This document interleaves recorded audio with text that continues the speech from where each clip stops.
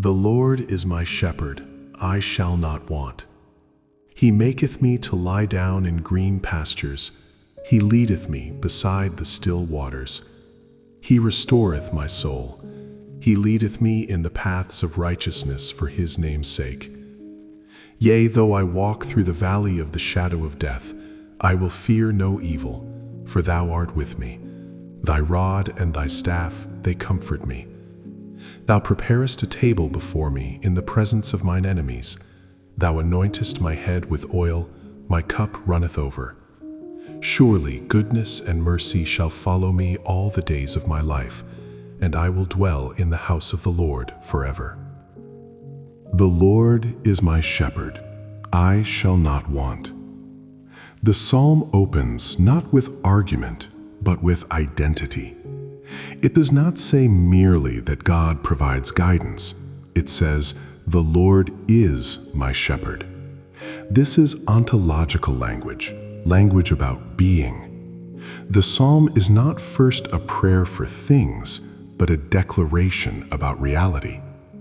To say, "The Lord is my shepherd," is to claim that the deepest structure of existence is not chaos, not accident, not hostility, but care.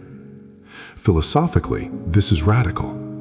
Many ancient and modern worldviews assume that the universe is indifferent at best. In such a world, survival depends on strength, cunning, or fortune. But the psalmist begins from a different premise, that reality is personal, attentive, and morally ordered. If the ground of being is shepherd-like, then fear is not the ultimate truth about existence. I shall not want does not mean the absence of desire. It means that at the level of ultimate need, meaning, belonging, sustenance, the soul lacks nothing essential. This challenges the modern anxiety of scarcity. We live in an economy of comparison, where worth is measured against what others possess. Yet the psalm suggests a deeper sufficiency that cannot be quantified. It is not that life contains no absence, it is that absence is not final. Trust, then, is not naive optimism, it is metaphysical confidence. He makes me lie down in green pastures. He leads me beside still waters. Notice the verbs, he makes me lie down. Rest is not accidental, it is granted, even enforced. In a culture that prizes productivity, rest becomes an act of rebellion. Philosophically, rest affirms that being precedes doing. We are not valuable because we achieve because we are already held in value. The image of green pastures suggests nourishment without striving. Still waters evoke peace without agitation. The psalmist understands something subtle. The human soul cannot flourish in perpetual motion. Turbulence may excite, but it does not sustain. In classical philosophy, happiness, eudaimonia, was often described as flourishing according to one's nature. A sheep flourishes not in self-direction, but in guided safety. The psalm does not degrade humanity by using this image, it reframes freedom. True freedom is not radical independence, it is right dependence. Still waters also symbolize clarity. Turbulent water distorts reflection, calm water reveals it. When the soul is quieted, self-knowledge becomes possible. Thus, trust is epistemological as well as emotional. We see more clearly when we are not driven by fear. He restores my soul. He leads me in paths of righteousness for his name's sake. Restoration implies fracture. The soul, in biblical anthropology, is not merely a ghostly essence. It is the integrated self, mind, will, emotion. To restore the soul is to reweave what has been torn by guilt, trauma, or despair. Philosophically, this addresses the problem of moral failure. If humans are imperfect, and history makes this undeniable, then hope requires more than moral instruction. It requires renewal.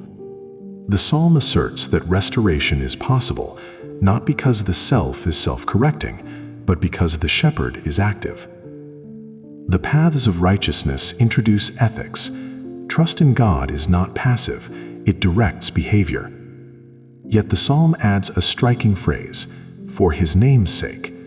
The moral order is grounded not in human reputation, but in divine character. Righteousness reflects who God is.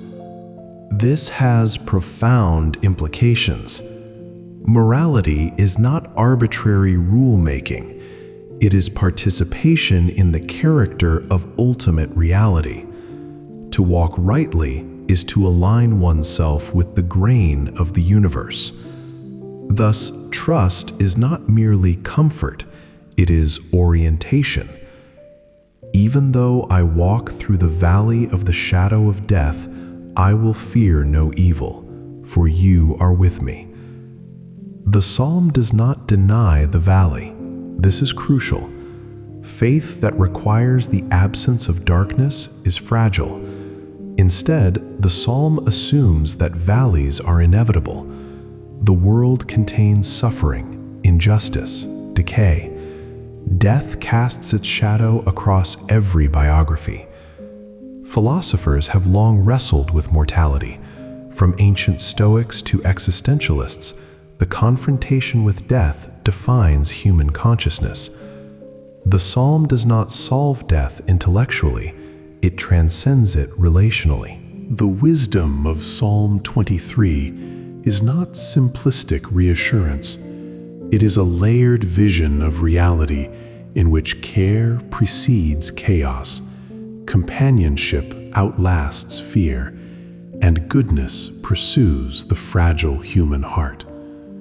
One need not deny the valley to affirm the shepherd. One need not ignore enemies to taste the feast. One need not escape mortality to live without ultimate terror. The psalm whispers a philosophical revolution. You are not alone. You are guided. You are restored. You are accompanied through darkness. You are honored amid opposition. You are pursued by mercy.